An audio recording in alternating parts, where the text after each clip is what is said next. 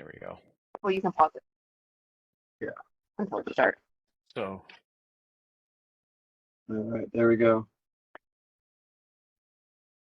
You're recording. Okay. So we'll start off by telling you who we are. So I'm Christy Sharkey. I'm one of the licensed funeral directors at Hoy Funeral Home. I've been with our company for 10 years now. Timothy Grant, he has been with us for Almost 17 years. So we're both licensed funeral directors. We wear many hats as being a licensed funeral director. If you go to other states to pre-arrange, you're not always sitting with a licensed director. It's not mandated by that state. Where we can pre-arrange funerals, we could sit with the family at the time of need. We can take care of the preparations in the prep room for your loved one, which involves embalming, dressing, casketing, things of that nature. So we do it all. So we're going to talk about pre-planning. Now, a lot of folks believe or say, oh, I've pre-arranged my funeral, and that they just have their cemetery plot. That is not pre-arranging your funeral. There are a lot of more details that go into it than just having that grave. So when it comes time to come in and have a conversation, you sit with Tim. So he's going to give you a little background on pre-arranging. Yeah, so pre-planning, when we sit with families, we kind of go through all their wishes, and it's really a no pressure environment.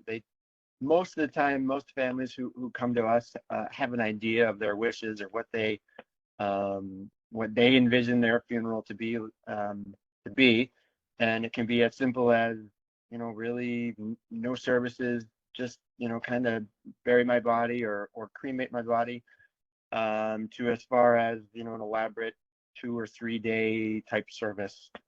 So it really depends on their wishes, but we meet with them, we go through everything A to Z.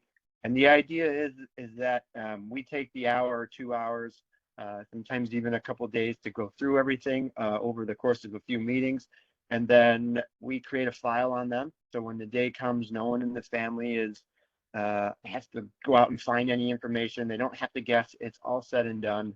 And that's really the gist of pre-planning. It's really to make sure that the kids or brother, sister, or any of the loved ones don't have to guess. It's all done, and then really all we do is we pull a file and say, hey, this is what mom or dad or whomever planned for, and that's that. When would you like to do everything?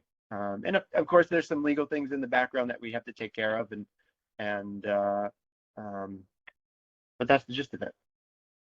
Where at the time, so I'm usually the director you would sit with at the time of need. If this is not done, you usually will sit with me for anywhere between 2 to 3 hours to discuss all these details. And again, at the time of grieving, you don't want to be spending your time in the funeral home. You want to be with your family.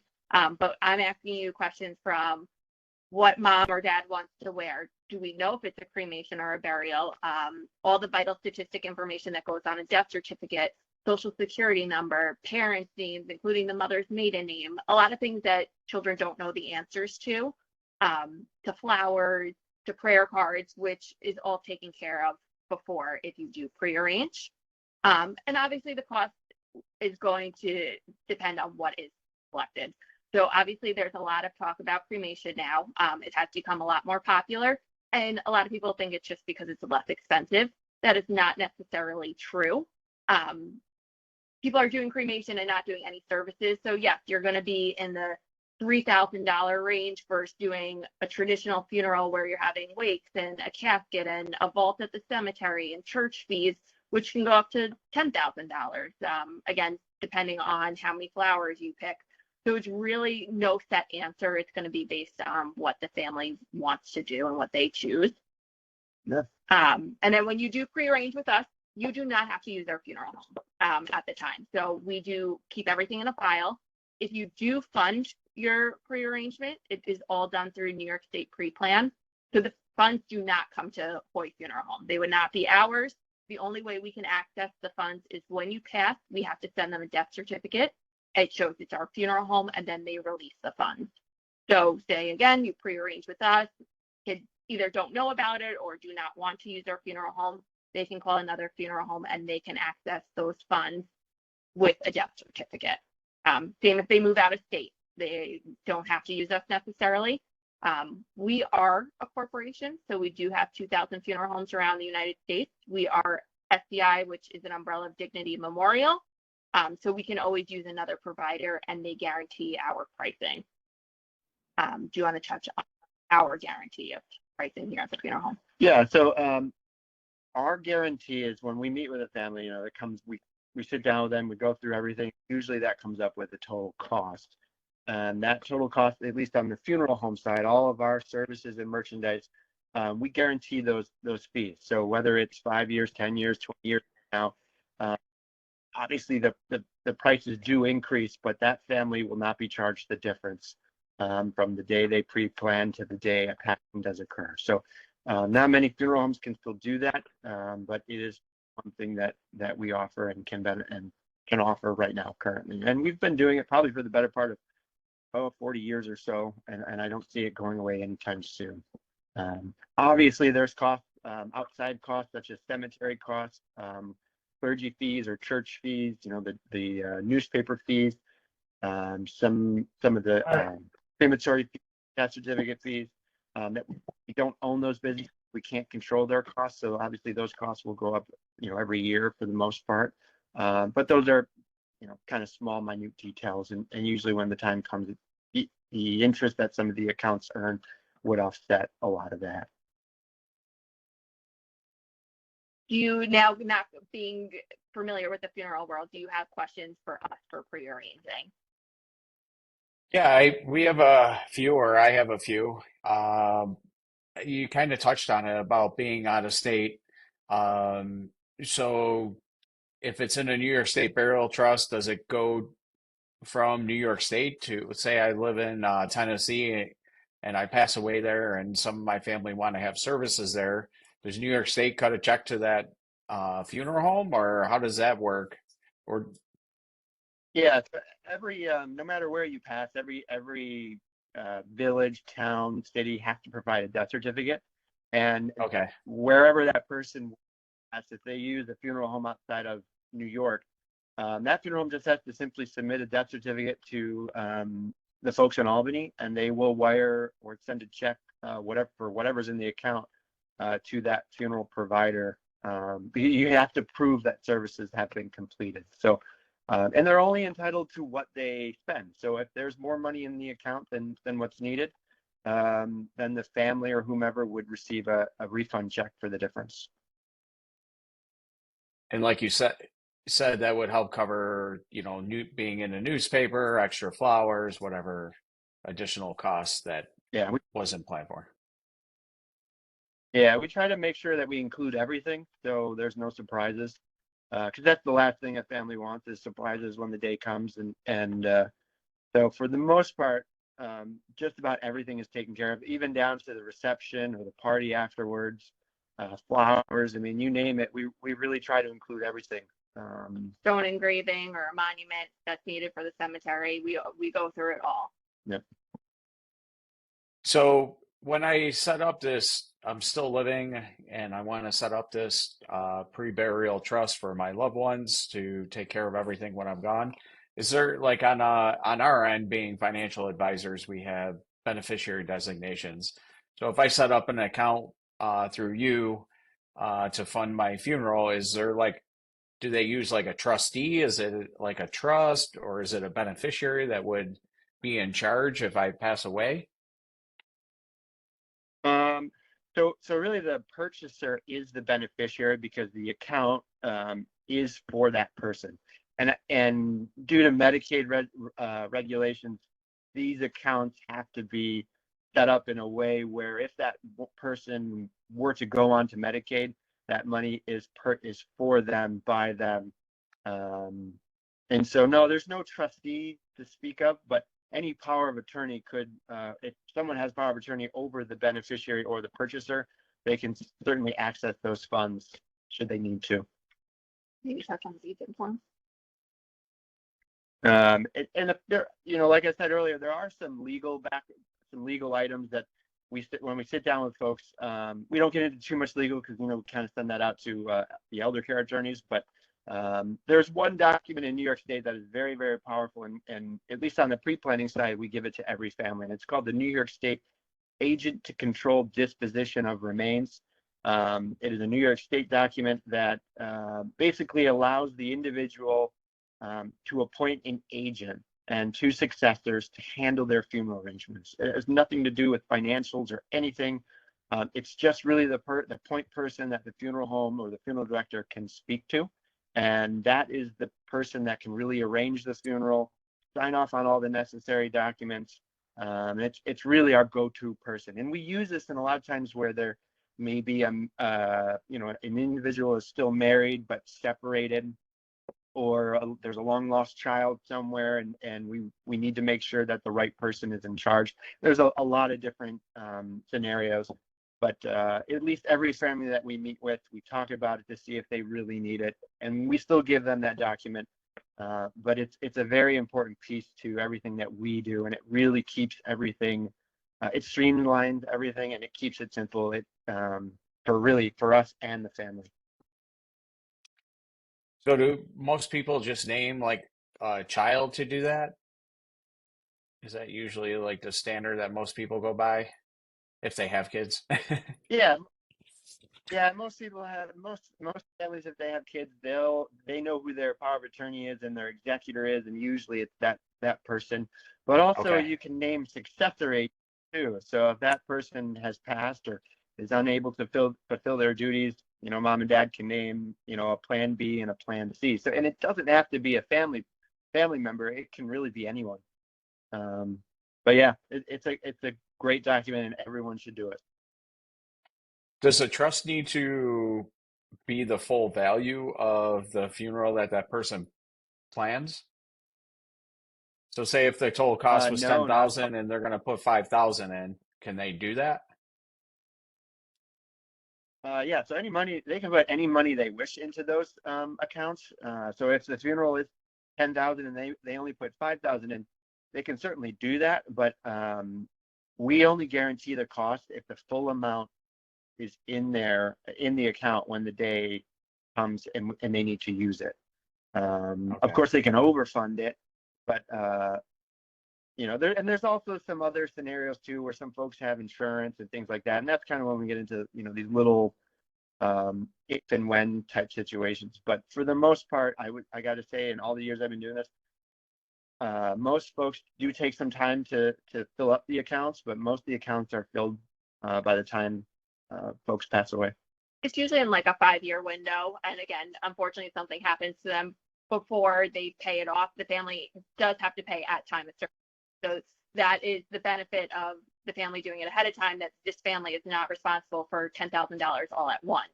Mom and dad paid over the years for it. Now you mentioned so people can pay on a monthly basis or annual basis into a trust. Correct. So we advise them to pay within 5 years, and we'll set up a select pay with them. So they'll tell us how they want to pay, if it's going to be every single month, every 3 months, if it's once a year, or they're going to pay just in 2 lump sums, 1 lump sum, kind of how they see fit. But we do advise within the 5 years, just so we know it is taken care of and we can guarantee that pricing for them. I have a question. Going back to the document that you were talking about, what happens if the person who's deceased did not fill it out? How is it determined in that case? Well, actually, clear on the document, and I can certainly email this out to you. It's a state document, but it says that person has to sign, and they have to be of sound mind. So when mom and dad sign, or whomever signs, they also have to sign that document in front of 2 witnesses. So they sign, the agent will sign, and then 2 witnesses have to verify that both whomever the document is for and the agent signed. So, and also a power of attorney cannot sign this document. It has to be for the individual, and they have to be of sound mind to sign it. So there is usually no question on that document. You think no one does. So like at the time of passing, if they did not fill it out, we also have another New York State form that we could show you that is stating who legally is the next of kin, who is going to be the one responsible. So it's going to be the spouse or the domestic partner, or then it's going to be the children over the age of 18. So when it comes to families that do not all get along, we do not get involved in that. We need to wait till they're all on the same page, especially if it's cremation, because in New York State, all legal next of kin need to sign off on cremation. So if there's a brother that you don't speak to, you need to find a way to get in touch with him, or mom or dad are not being cremated. But again, in most situations, we don't come across any issues. It's always going to be the children that come in for the arrangements. And if one can't, they either call themselves in or they give us a phone call. We could get in writing that they agree for their siblings to take full control of the funeral. And then if there's no kids, we keep going down the list to see who legally is that next of kin. Got it. Thank you. So there are a lot of things that people need to decide on when planning a funeral.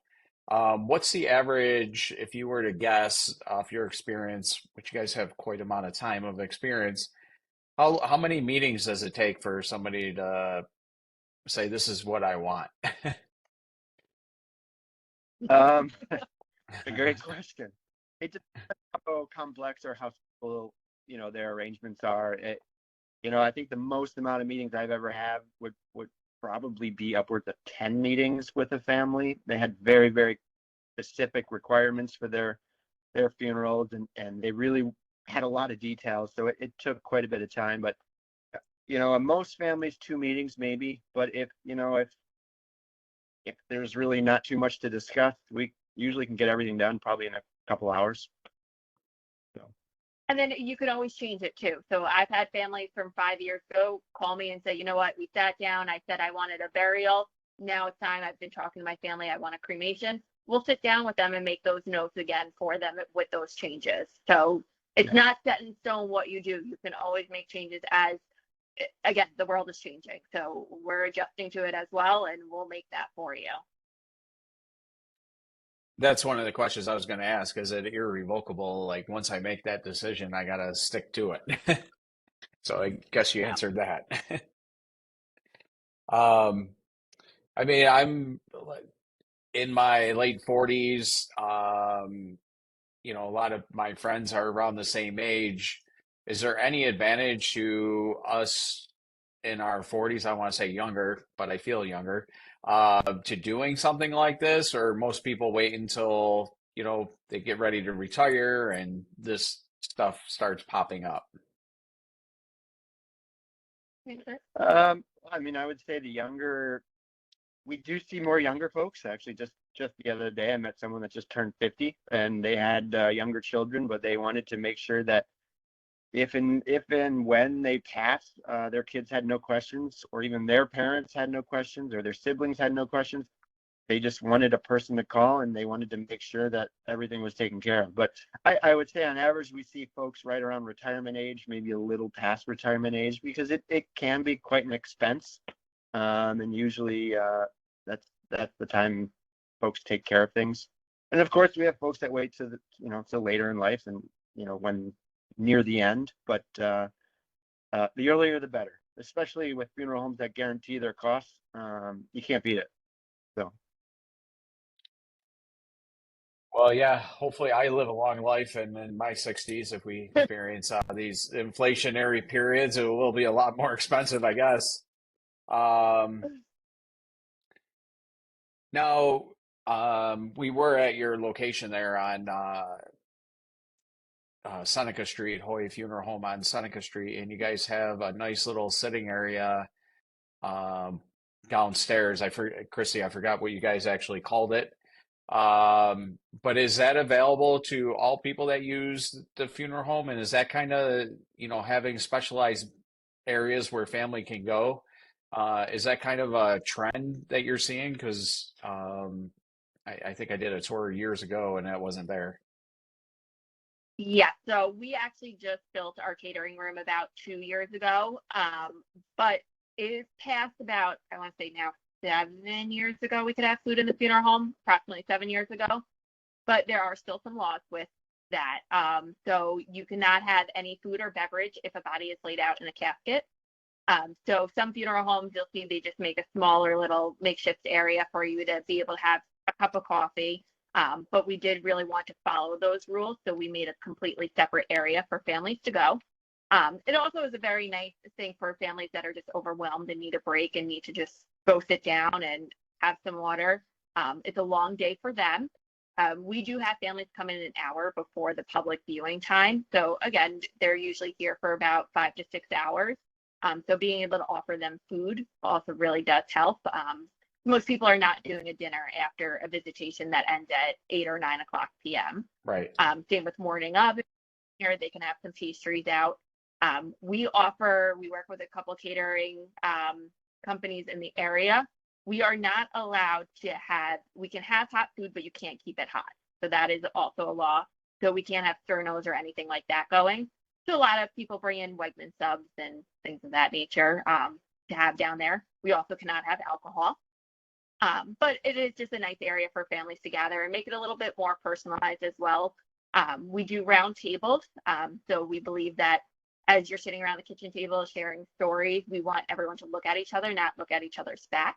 And then, as you saw, we have 3 big TVs down there. We play a slideshow so people can watch that and reflect and, again, share stories. So I think you'll start to see more things like that in funeral homes.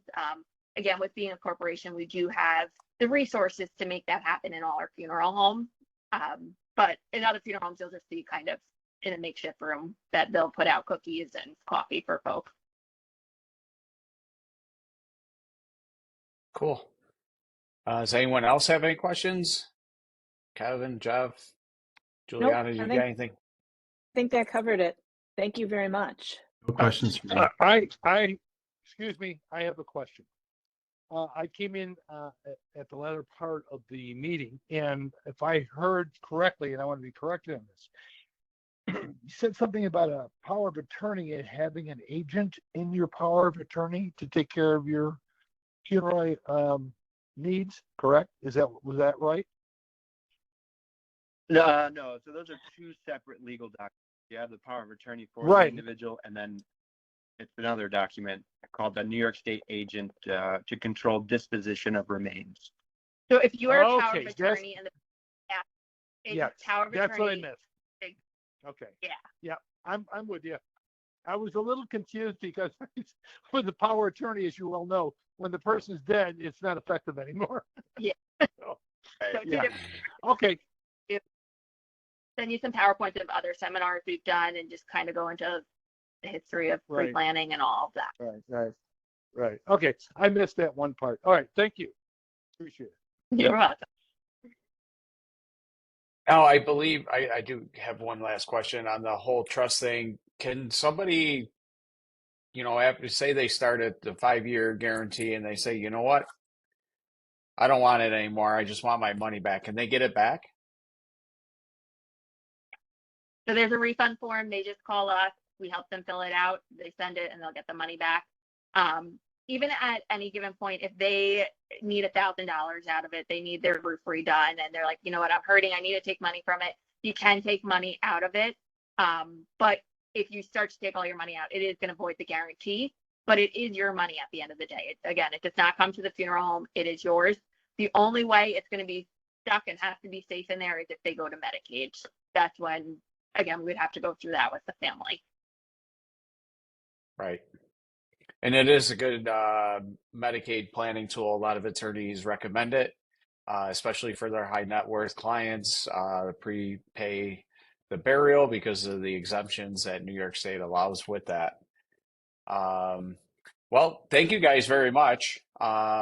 We appreciate your time and your expertise in this. And a lot of people may not have known about it or know a little bit about it, but certainly have never wanted to inquire about it because it's not exactly the easiest conversation to have when you're planning your own demise, I guess. But we certainly appreciate your time. You got one of my clients just had theirs, or a couple of years ago, had theirs done through Hoy. Their pre-burial all set because their daughter lives in Kentucky and she just wants to make sure that everything's smooth. So if her daughter has to travel up here, she don't have to worry about one extra step of taking care of all this stuff. Right. So thank you guys All very right, much. great. And can you just send me the recording and I'll have my marketing guy just edit it and we'll send it out to our clients.